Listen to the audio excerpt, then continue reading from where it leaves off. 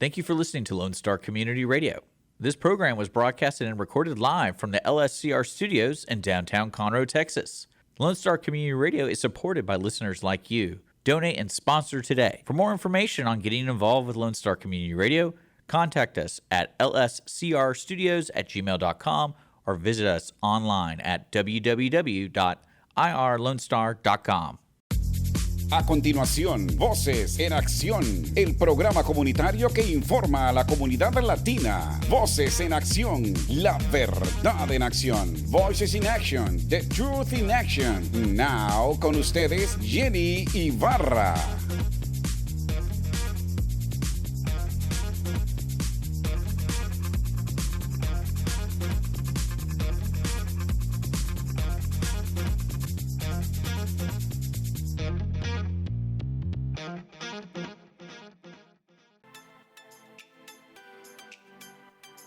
Gracias por estar con nosotros nuevamente. Thank you for being with us again. Jenny Rosales with Voces en Acción. I am having my next guest is going to be the chairman of the Republican Party in Montgomery County. His name is Bryan Christ, and he's coming to give us a little bit of the feedback of things that are going on with the Republican Party that is in Conroe. Hoy tenemos la oportunidad de hablar y platicar nuevamente con muchas personas al respecto de todo. Gracias por venir y por estar con Voces en Acción, que está aquí para darle a ustedes la información correcta. Hoy tendremos al señor Bryan Christ, que es el chair o el presidente de la Cámara de Republicanos aquí en Montgomery County, y va a hablar sobre las cosas que están pasando con el lado político. Como les dije, este año es un año político. Hay elecciones por todos lados que van a venir, y todos mis shows, la mayoría de los shows, aunque no lo crean, es parte educativo. Tenemos que hablar sobre política. Tenemos que darles a ustedes a conocer las plataformas de las personas que van a estar sentándose como prospectos candidatos para cualquier tipo de posición, tanto como de gobernatura como legisladores y senadores que van a representarnos ante el Congreso. Muchísimas gracias por escucharnos. Today we're going to talk a little bit before I talk to Mr. Chris. I'm going to go ahead and let you guys know that the 11th is the last day for you guys to register as a voters. If you want to go ahead and proceed and vote, that which is your duty and your right to do at the same time. Please go to your precincts, go to your the voter registration line, and in the Montgomery area, it's going to be with Miss Susie Harvey. She's the head of the Montgomery County Voters Registration, and she's the person in charge. You go into the website and you're able to go ahead and register. You have until the 11th of October. And then after that, you will not be able to vote until probably you're able to register for next elections on 2024. Quiero repetirles, la persona encargada en el área de Montgomery es la señora Susie Harvey. Susie Harvey, ella está en el Montgomery County website. Pueden buscar para votantes, y allí puede registrarse si no lo ha hecho, para que pueda tomar su derecho a votar o su privilegio a votar, y que sepa que puede hacerlo antes del 11 de octubre. A raíz del 11 de octubre ya no lo puede hacer más. Las votaciones comienzan el 24 de octubre, comienzan las early votes, o los tiempos tempranos para votar, que puede votar en cualquier precinto de su área. Y el 8 de noviembre es el día de las elecciones. Ese día en su precinto solamente. Repito, en su precinto. Puede averiguar esto nuevamente en la sección de Voters de Montgomery County. Lo puede poner mctx.org/voting, y automáticamente le va a salir la página y ahí va a poder ver cómo le toca votar, a dónde le toca votar. Again, repeating, you guys are able to register on the website of Montgomery County for voting and look for it. If you have any questions, you can even contact us, 832-732-4744. That's my number. I will be more than glad to guide you through the whole process, or give you to the person that is able to do it at the same time. Y si necesitan cualquier pregunta, 832-732-4744. Nos las dejamos con el señor Bryan Christ, que va a estar hablando con nosotros. Our next guest, please stay tuned, Mr. Bryan Christ with the Republican Party of Montgomery. Thank you. Voces en Acción, el programa comunitario que informa a nuestra comunidad latina. Usted puede apoyarnos con su patrocinio, informando, promoviendo y ayudando a nuestra comunidad. ¿Tiene algún comentario? ¿Quiere hablar con nosotros? Podemos escucharle y ayudarle. Llámenos ahora al 832-732-4744. 832-732-4744. Voces en Acción, la verdad en acción. 832-732-4744. Buenas tardes, buenos días, buenas noches, donde quiera que usted esté. Jenny Rosales nuevamente con Voces en Acción, trayéndole la información necesaria para que usted esté al día y al tanto de todo lo que está pasando en Conroe, en Montgomery, en Texas y en todo el mundo. ¿Qué les puedo decir? Hoy estoy bendecida porque tengo una persona que ha venido, tomado su tiempo para estar con nosotros y educarnos un poco acerca de lo que es la plataforma republicana. Good day, good afternoon, wherever you are in the world. Jenny Rosales, your host from Voces en Acción, presenting all the aspects of our community from Conroe, Montgomery, Texas, and all over the world. And today, I have the honor of having a guest that has taken his time to show us a little bit about the platforms of the Republican Party. I want to mention this. This is an open show. Anybody from any party is able to come and talk to us. Voces en Acción is an apolitical show. Lone Star Community Radio is an apolitical radio. So anybody can come and talk to us. We're able to talk to anybody, any percentage, whatever it is that you need to talk. I'm happy to help you. And that's what I want to put out there before people start asking why you're so political. Why am I so political right now? Because this year is politics. We started in January with primaries. We're in the middle to midterms we did. Now at the end, you're going to see me the couple next shows probably going to be of candidates that are coming to bring their platform regardless. I want Democrats to come to my show. I want independents to come to my show. I want Republicans to come to my show because I'm educating the Hispanic community on their election. They have a free choice. All of us have a free choice. That's when you do a free choice, that means you're educating yourself. So that's what Voces en Acción is here for. Lo mismo lo repito en español. Voces en Acción y Lone Star Community Radio somos completamente neutrales. Este es un show abierto para conversar con todos los candidatos de todas las plataformas, sean republicanos, liberales o independientes. Por favor, si usted tiene idea de alguien que quiere venir al show, vengan. Hablemos, tomémonos una taza de café y conversemos para que conozcamos la plataforma que usted trae. Hoy tengo el placer de tener al jefe grande de la Cámara Republicana de aquí de Montgomery County, el señor Bryan Christ. Mr. Bryan Christ, thank you so much for being with us. You guys know that he's a big hand show of the party of Montgomery County, and he's coming to talk to us a little bit about everything that is going around. Thank you, Bryan, sir. I'm honored to have you with me right here. Oh, thank you for having me. I'm glad to be here. Bryan, the main reason of the conversation is to educate. And that's been telling you since day one, since we started back in the Hispanic Conservative of Montgomery County. I said, I want to do education. I'm more into education. And part of education is not only, history or science, but politics too, civics, relationship with the government, things like that. And that's what I'm bringing to the floor. Can you just give us a little bit first? We're going to talk about first who's Bryan and how Bryan has influenced on the last because years since 2020, you've been elected as a chairman.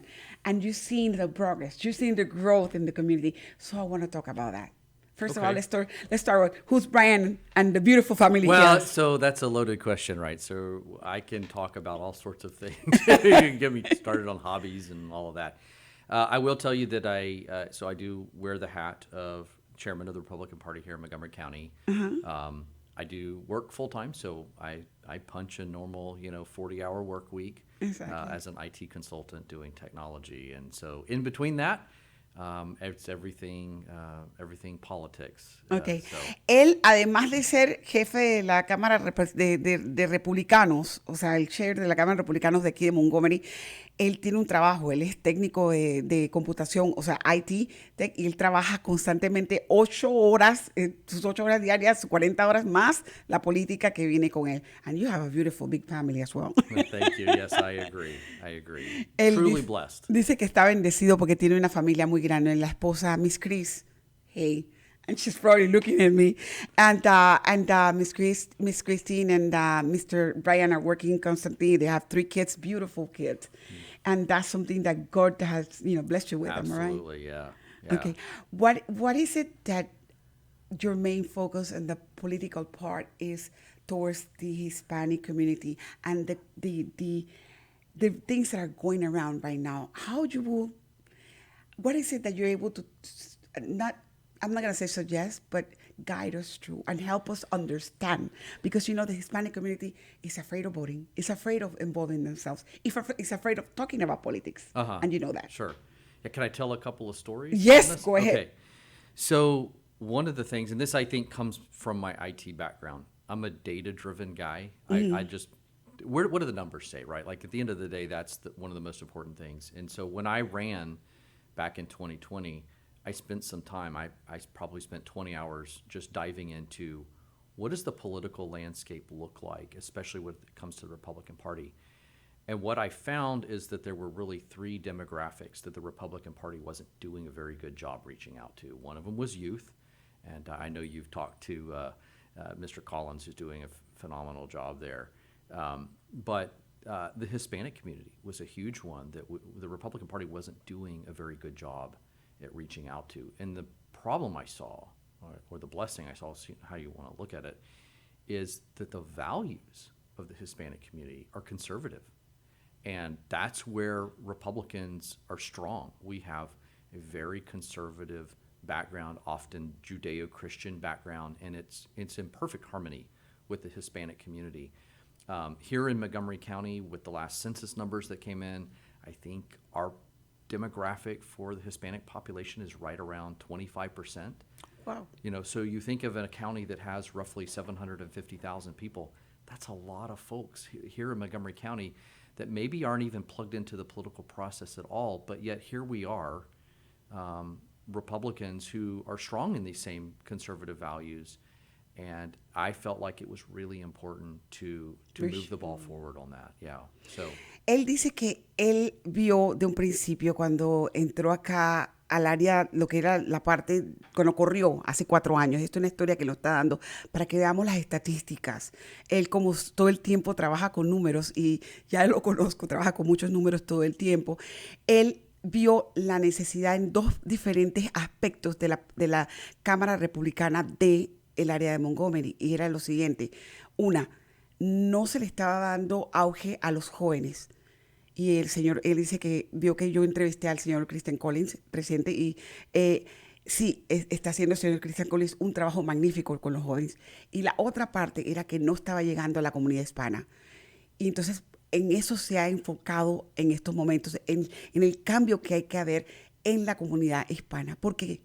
Porque se ha dado cuenta de que la mayoría de los valores que los hispanos tenemos es de ser conservadores, de ser familiares y ser conservadores, y la plataforma del Partido Republicano es judeo-cristiana, y son valores conservadores. Entonces, al ver eso es lo que le está viendo, y de ese aspecto se está agarrando. So basically, sir, you went ahead and saw that 25% de la población de Montgomery son votantes hispanos.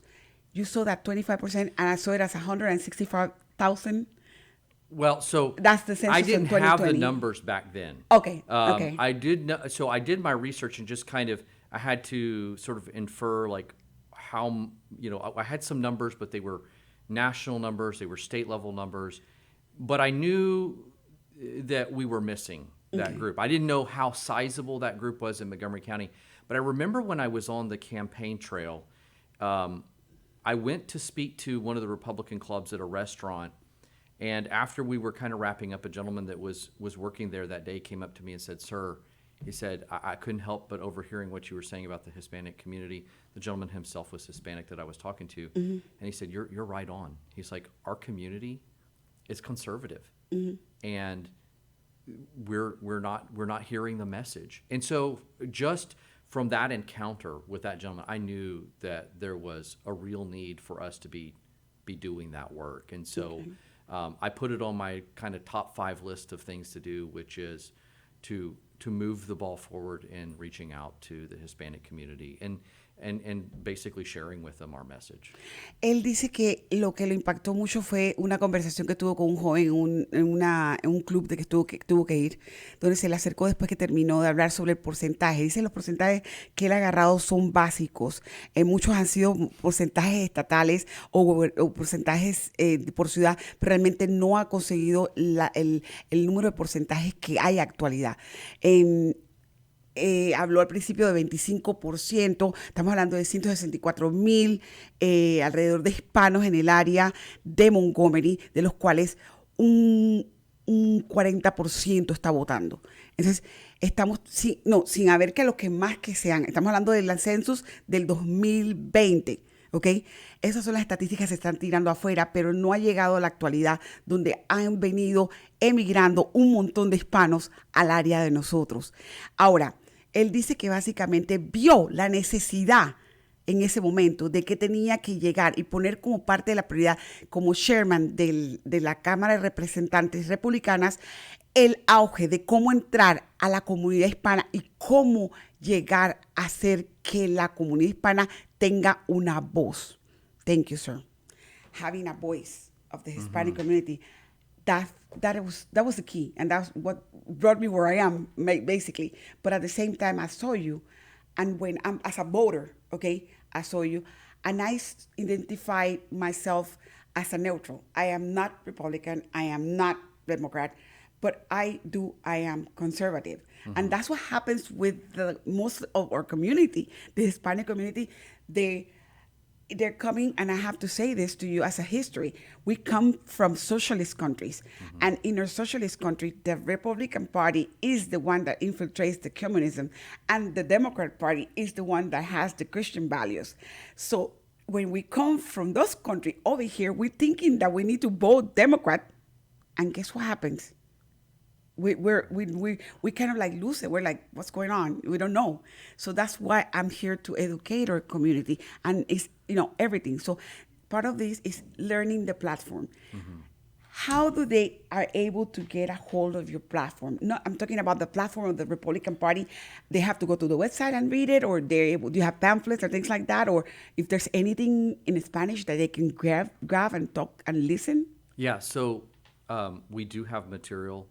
We have a nice, it's a very simple kind of one-page little card that just sort of compares and contrasts the difference in values, right? Okay. I see this in churches, which is they want to also be, non-political. Mm-hmm. But what we find is if we're allowed to come in and speak at a church and you talk about issues, mm-hmm. right? There's this sort of natural kind of winnowing effect, and you'll very quickly see based on values mm-hmm. which party you align with. Oh, okay. And so we do have material on that, and we're going to be doing a lot to get that out as the voting season ramps up. Okay. Le pregunté que si ustedes como hispanos, nosotros que venimos de países socialistas, usualmente votamos demócrata. Venimos acá porque en nuestros países, el Partido Demócrata es el partido que tiene los valores cristianos. El otro partido, que es el opuesto, es el que no tiene no tiene la esencia cristiana o judeocristiana que nosotros buscamos. Cuando venimos a los Estados Unidos nos confrontamos con que tenemos que aprender que la cosa es al revés.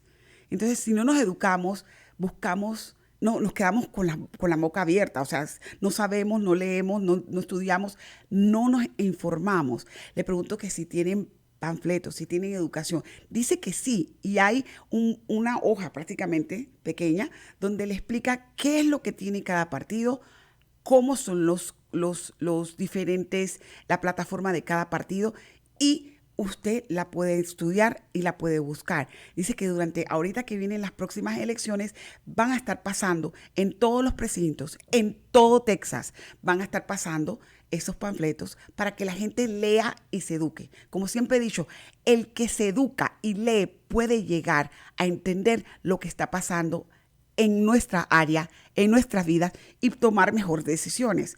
I keep telling them that basically, and that's something that I keep telling everyone on my show, the more you're educated, the more that you know to read, the more that you look and understand, the more that you do the research, that's the better you're off to make a decision at the end. Okay, they have the choice of doing it. I told them, especially in regards to that pamphlet, and they're able to look at it, and then you guys gonna pass it. Sir, I know that you guys are working hard to hire and to look for more people to volunteer. Not only, I guess, because I got a call from the Democrat Party, I got a call from the Independent Party that they're looking as well for people so they can be in the polls. What are the requisites, and how do you guys work this out? Yeah, so the law governs this. So basically, the party that prevails in the governor's race. So we had Abbott was elected in the last gubernatorial race, which was a Republican candidate. So the party that prevails in that race gets to basically have the election judge be from that party. So we get to place, and we had out of 100 and we have 111 precincts, which are your smallest voting unit in the county. All but one voted Republican. So if that precinct votes Republican, and then the Republican governor wins, then the next time around, you get to have a Republican judge in that voting precinct. Okay. And then the alternate becomes the other party. So the alternate judge It's going to be the Democrat. And that's required by law. So we only have one precinct in Montgomery County that voted Democrat. The majority of it came from the Democrats versus the Republicans. And so you've got the inverse in this one box. And so he said 110 precincts, am I right? Yeah, in we have Conroe, 110 Montgomery. In Montgomery County. But that was an artifact of the census. So back when this happened, we only had, I think it was like 98. 98, okay. So because the census came in and it caused us to redistrict and have to grow the number of voting precincts that we had. But essentially, when you're also have the Republican candidate as the judge, that the Republicans also get to staff. They get first kind of choice at staffing the clerks. So these judges get to pick the clerks. And we have new voting machines that have come in, which is, besides the number of voting boxes or locations, we also have new voting machines. And so it's really increased the amount of work and hands that we need to actually run the election. So I'm in the middle of trying to hire. Well, it's not high. Well, I don't do the hiring directly, but recruiting. Recruiting, okay. We have an election administrator that does a lot of that kind of day in, day out stuff. They do all the logistical stuff around the elections, like getting the machines set up and going through the tabulation process. And they do there's a whole bucket of stuff that I could spend 2 hours unpacking. But at the end of the day, if the precinct chairs, these precincts continue to vote Republican, then we get sort of the home court advantage of putting an election judge in that's Republican and then staffing that with the clerks. And the need for that is just monumental right now. Ok. Estamos hablando sobre lo que va a pasar ahora en nuestras próximas elecciones. Las próximas elecciones comienzan el 8 de noviembre, si no miento. November the 8th is when they're starting. Okay. Well, November 8th is the day of the voting. Okay. Yeah. La semana antes, octubre 30, 20 y pico, comienza, 25 de octubre, por ahí comienza. 25 creo que el lunes, 25 de octubre comienzan las votaciones tempranas. Las votaciones tempranas se extienden hasta el día 8 de noviembre. El día 8 de noviembre es el día oficial de votación. Ustedes tienen que ir. Ahora, ellos, mediante la ley especifica que cuando un gobernador, por lo menos el gobernador Abbott fue elegido en la primera contienda como el gobernador representante de los republicanos, el electo, él ganó automáticamente. Los precintos, todos tienden a tener jueces. En el área de Montgomery, vamos a especificar, en el área de Montgomery hay 110 precintos. Eran 98, pero con la reestructura que hubo, han crecido automáticamente en cada precinto, excepto uno que votó completamente demócrata.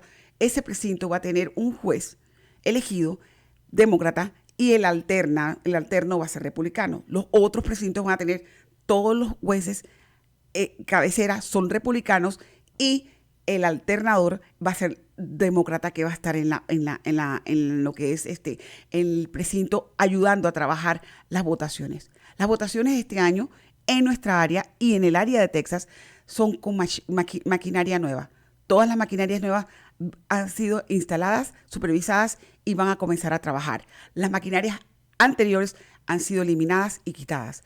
Entonces, la señora Susan Hardy es la encargada de la comisión de votación. Ella tiene un trabajo fenomenal en contratar y ayudar para que todo durante esa semana y casi 2 semanas de votación temprana y el día de las votaciones electas tengan el personal adecuado para trabajar.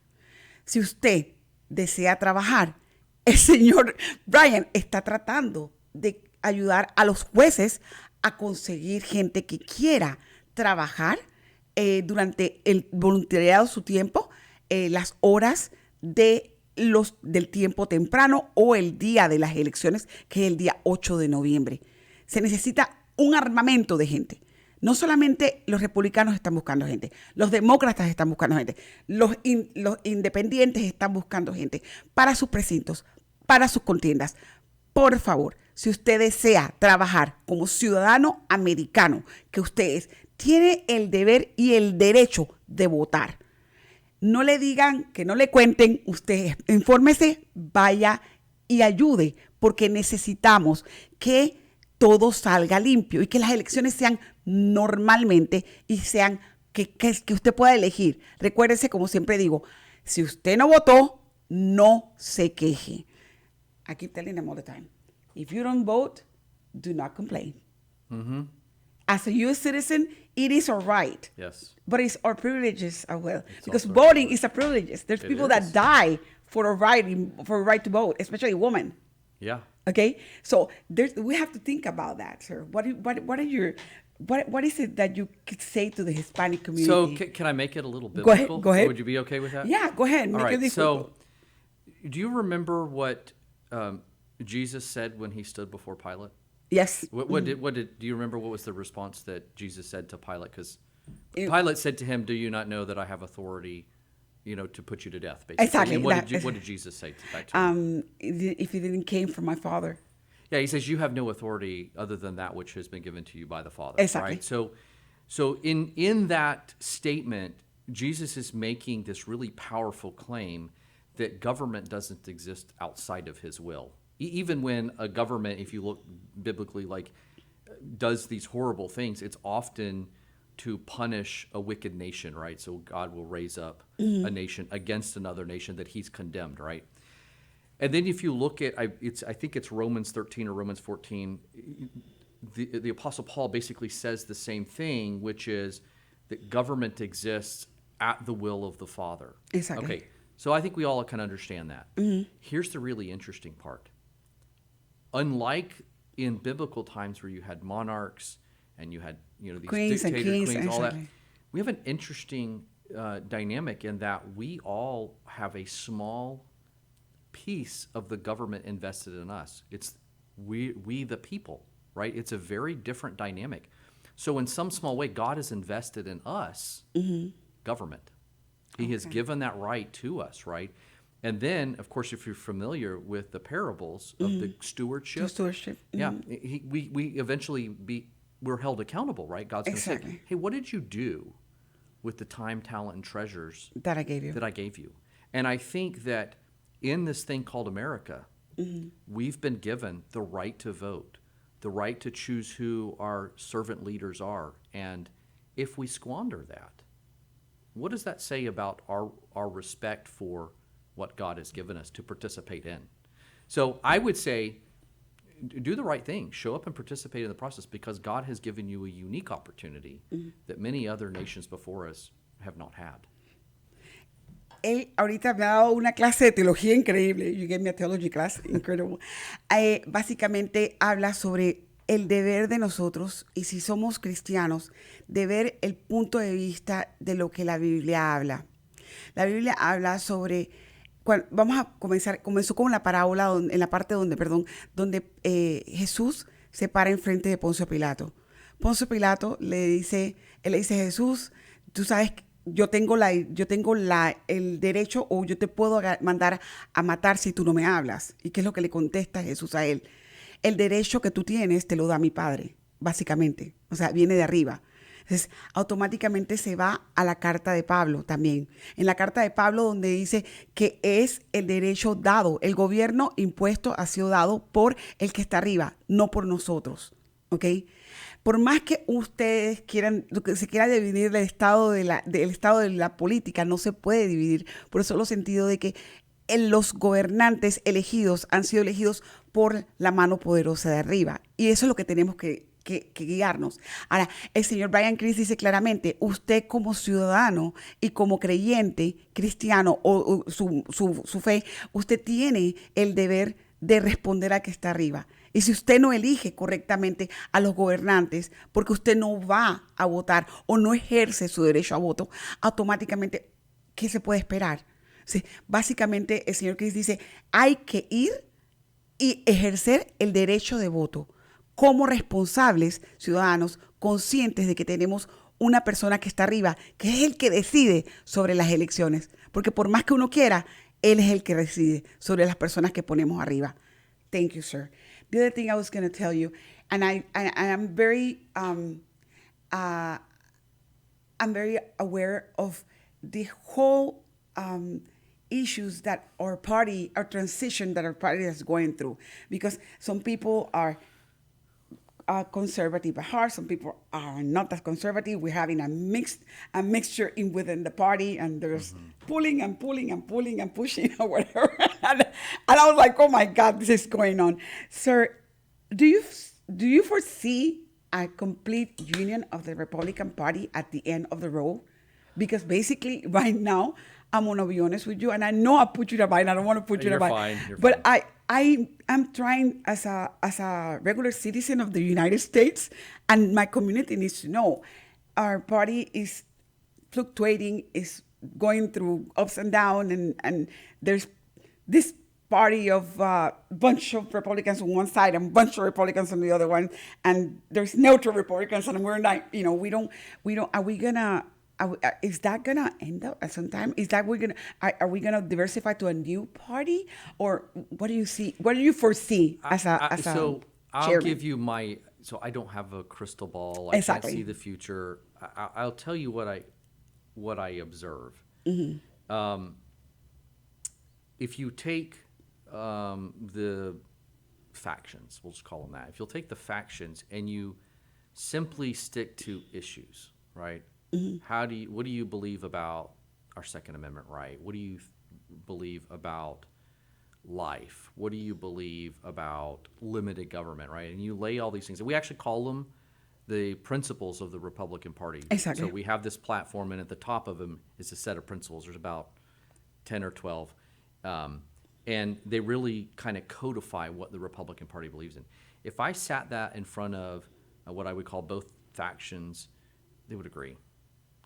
It's really a matter of maybe part personality and part logistics. Like, we see this in the business world all the time. We all we're looking at the same goal. We want to have a successful quarter, make a lot of money, whatever, right? But then you've got competing ideas on how do we get there? What does that look like? What's the best course of action? And so you're not fighting about the principles. You all agree on the principles. The argument is how do we get there? And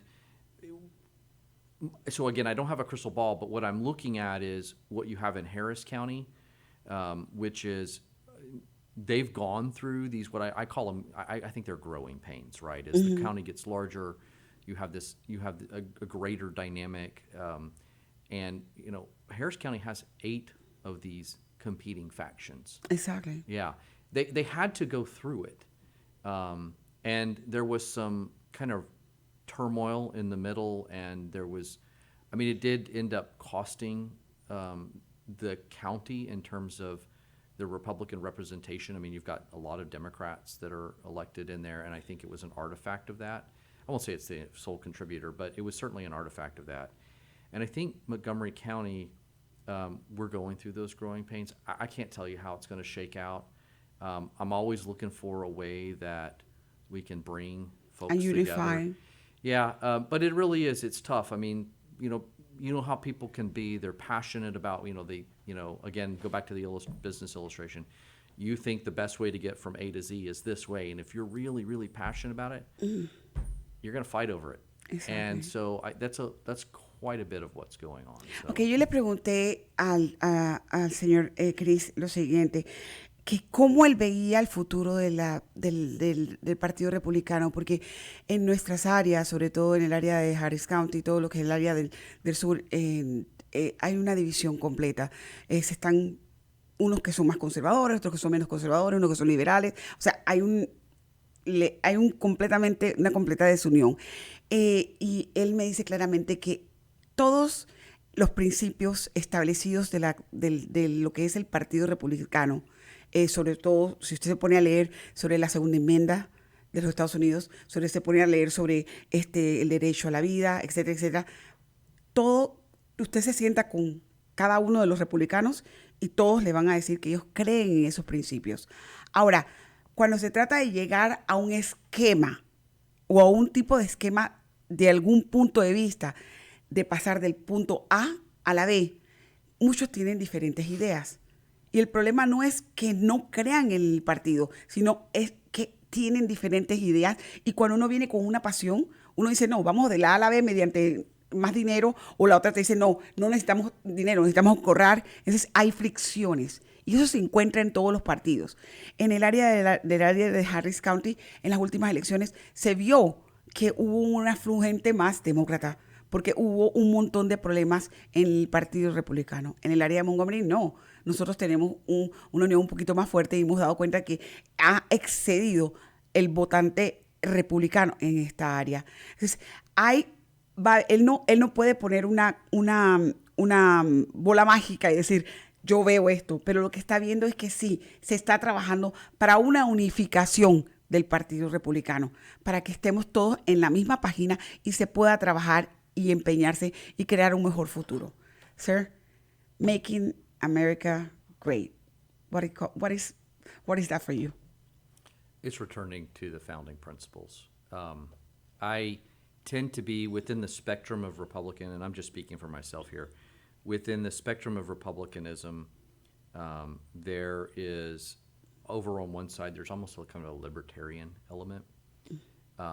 And I'll characterize it this way: as long as I'm not violating your life, your liberty, or your property, leave me alone, right? I want to run my life as I see fit. And I really think that's what the framers of the Constitution, our founding fathers, had in mind. And we've gotten so far down. I mean, look at all of the just vast amounts of regulations and laws and things that it seems like government just grows. It doesn't rein back. It doesn't usually put things back into the arena of freedom. It usually puts more restrictions on the individual. Okay. And the ideal outcome, in my opinion, is to go back to what I joke, but I kind of mean this. When I get into these arguments about freedom, because freedom can be dangerous, right? Exactly. But that's exactly what our founding fathers preferred. Our founding fathers preferred freedom over safety, right? So I get into these kinds of conversations about things like the TSA, right? I could spend a whole hour talking about the TSA. But at the end of the day, it's, in my opinion, things that the TSA does is an encroachment on our right to privacy, right? Like the whole patting you down and putting you through all of that, right? And the argument is, well, but, we had what happened on 9/11, and I go, I get it. But if you look at the way our court system was structured it actually it's hard to convict someone, right? You have to get a jury of your peers to convict you, right? So it means that inherently some people that are guilty are going to get away with it, right? But our framers valued freedom over safety. And I do too. So I ask the question to people that when we get into these, and again, I halfway joke, I say, what would a pioneer do, right? Like, did they, have all of these laws? Did they? No. The framers believe that we had inherently, endowed by our Creator, are certain, right? Life, liberty, the pursuit of happiness, right? That comes from the Creator. It doesn't come from government. Government, all government has done is tried to put its big thumb on top of it. Okay. And so ideally, I would love for our government to go back to smaller, less intrusive. Okay. Le pregunto una pregunta clásica que quería hacerla yo a una persona que tuviera un poquito más de conocimiento. ¿Qué es lo que hace América grande? ¿Qué volvería a ser América grande?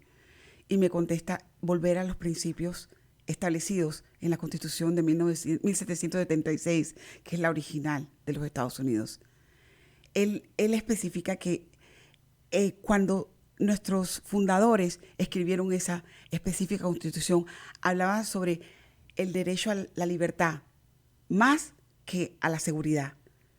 Protegían más la libertad que la seguridad, por eso el sentido de que la libertad de poder expresarse, la libertad de poder hacer lo que uno quisiera sin tener, mientras que yo no infrinja en tu vida, no te haga daño a ti, no te moleste, déjame hacer lo que yo necesito hacer. Ese era el modo de la manera de los pioneros del tiempo de antes.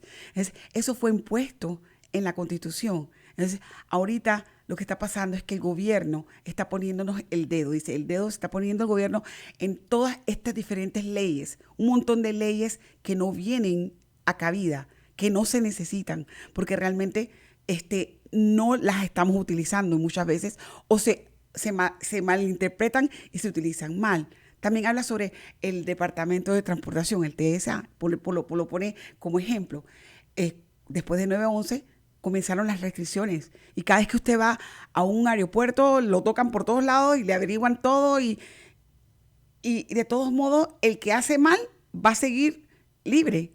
Y la única manera de poder agarrar a esa persona es mediante que uno de nosotros o el grupo de 12 en una corte lo hallemos culpable, porque realmente esa es la parte de la Constitución. Eso es lo que se escribió. Nosotros tenemos que ir y una persona es libre y no se encarcela hasta ser completamente encontrado culpable. Entonces, él dice que eso es lo que tenemos que mirar, las leyes que realmente habían. Acuérdense que en el principio de la Constitución, en lo que le habla en preámbulo de la Constitución, habla sobre nosotros como personas.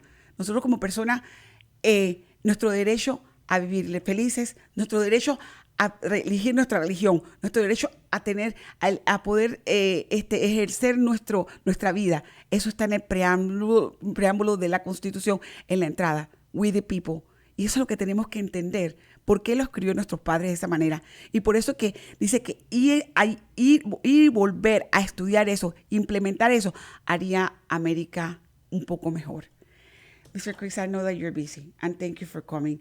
I want you to give us the last wise information that we need to know as Hispanics, and how can we start trusting again this government? And I ask this because a lot of people keep saying, oh, they called me, Jenny, our government is broken, completely broken. How can we trust them? What are we doing? I have a lot of my guests and people that are like thinking we're living in a society where the government is broken and we cannot trust anybody. We cannot trust our kids at school. We cannot trust anybody in the government because we don't know if they're being sold on or not. How can we start gaining that trust again into back where we're supposed to, and use the three branches correctly? Okay? So they're not wrong. There is corruption in government. There are folks that are in office that are absolutely antithetical to the principles we just talked about, what the Founding Fathers envisioned. The number one thing that you can do is get involved at some level.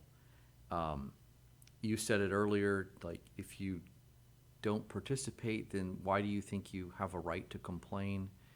So there's a saying, you've probably heard it, all that it takes for evil to prevail is for good men to do nothing, right? Mm-hmm. You cannot, this is the thing that's very deceptive about politics, is you think, oh, well, I go out to vote and I get my guy in, and he wins, and then I'm going to get to the rest of my laurels. The problem is, it doesn't work that way.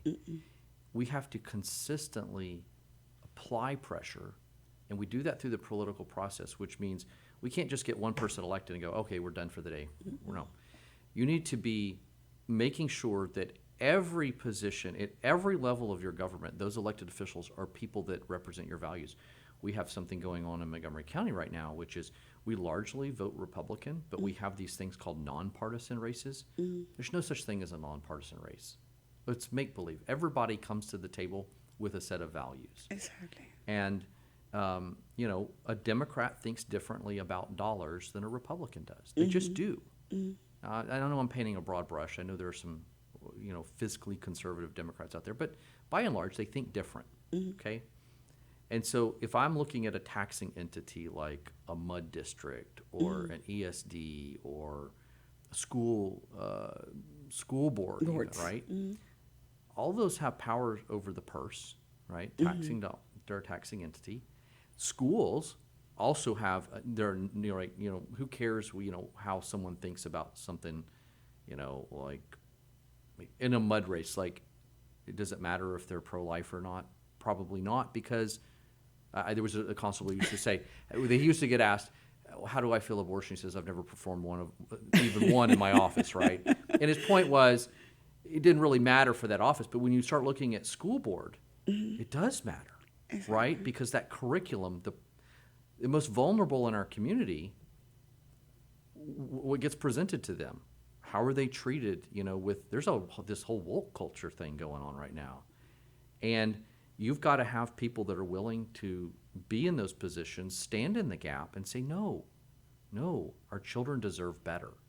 And so run for a school board race. You don't have to be, I don't have grand aspirations to be some political, like, I did this out of felt like necessity, right? So even if you don't have grand aspirations to become some senator or whatever one day, still get plugged in. Be the voice of reason on your school board. Be the voice of reason at your MUD district. Wherever you can. We need people that think conservatively, that understand the principles of our founding fathers, and are willing to stand in the gap when there's a whole nother side in America that doesn't think that way, and we have to push back. And at least in Montgomery County, I know election integrity was a big thing. I mean, I think everybody thinks like, oh my goodness, like what was that crazy thing that happened a couple of years ago? One of the things that we're doing in Montgomery County that I'm really excited about, and it's the reason I need so many of these clerks. We also need Spanish translators. So if anyone in your audience is willing to help out in that regard, we'd love to have them. But we've got new machines coming. And these machines are going to be better because when you walk into the booth, you're going to get a piece of paper stamped by a judge or signed by the judge. It's an official piece of paper, right? And then you'll go to the machine and you'll put in that piece of paper, you'll put in all your answers electronically, but it's going to spit it back out. And you're going to get to compare on that piece of paper, did what the machine record match what you expected? Then you'll put that in that piece of paper into a secure reader that will vault that piece of paper. So now you have this accountability trail. If for some reason there's a suspicion that some machine was tampered with or malfunctioned, you now have a paper deal that is a check and balance, right? So here in Montgomery County, I'm excited because if there was some tampering going on, I don't think it was widespread, but who knows? I'm sure that some stuff slipped through, just statistically.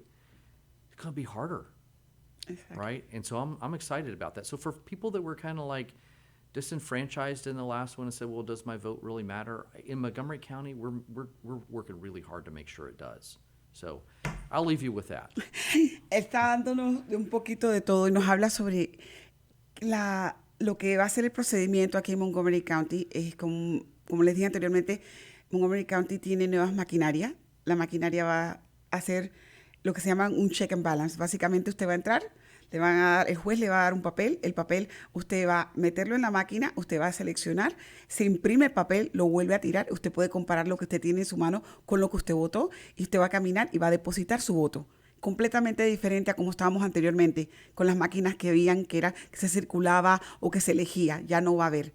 Todo va a ser calculado y va a ser protegido para que no haya ningún problema acerca de que si hay un tipo de fraude en la votación. Que eso es lo que mucha gente no se atreve a ir a votar porque piensan que va a haber fraude, porque mi voto me lo pueden robar o porque mi voto no va a contar porque siempre va a ganar la persona que tiene más votos o que pudo más, ¿verdad? Como estamos acostumbrados en nuestros países a ver eso. Ahora, él dice que lo que más le urge en estos momentos de la comunidad hispana es que nos envolvamos como personas en nuestros distritos escolares, en nuestros sistemas de agua, de MOD. Vayamos a las juntas directivas, que seamos conservadores en las preguntas, estemos pendientes de nuestros hijos. ¿Por qué? Porque definitivamente hay una corrupción en el gobierno, y la hay, lo dijo claramente.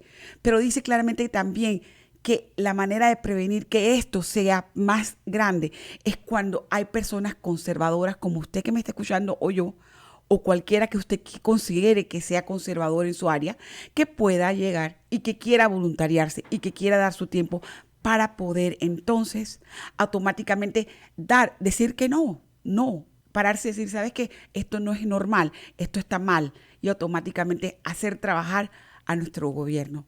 Nosotros elegimos a esas personas van a estar trabajando para nosotros. El gobierno trabaja para nosotros, no nosotros para el gobierno. Entonces, ¿cómo podemos hacer que esto trabaje? Es cuando nosotros nos envolvemos y vemos y estamos pendientes de cada una de las personas que nosotros elegimos cuando votamos. Si usted la eligió y ya se fue y nada, no hizo nada, entonces usted no sabe la trayectoria de la persona. Pero si usted la eligió y usted está pendiente de lo que está haciendo, los cambios en la oficina que llegó, automáticamente usted puede decir sí está haciendo el trabajo o no está haciendo el trabajo. Le damos las gracias al señor Bryan Christ por estar con nosotros, de corazón. Mr. Christ, it's a pleasure having you. It's an honor knowing that there's people like you that are fighting for the rights of all the community, because basically it's all the community.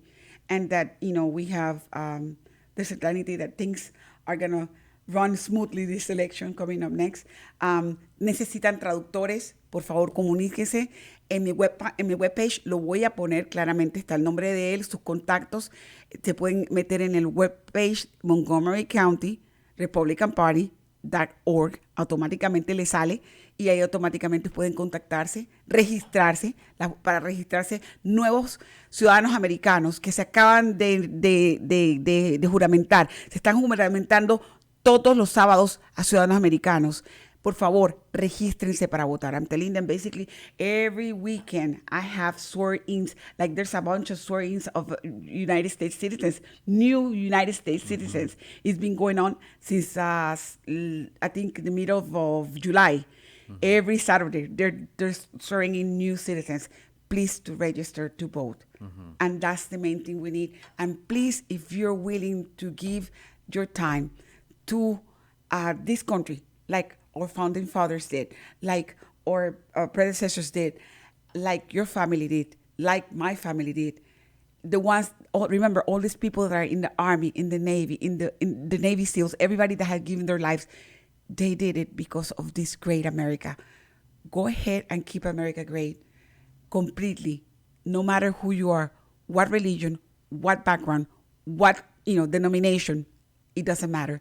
What it matters is that we all have to be united in one to work for the greatness of the United States.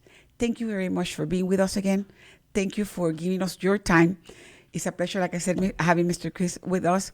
And we'll see you in the next edition. Gracias por estar con nosotros. Nos vemos en nuestra próxima edición. Que pasen muy buenas tardes.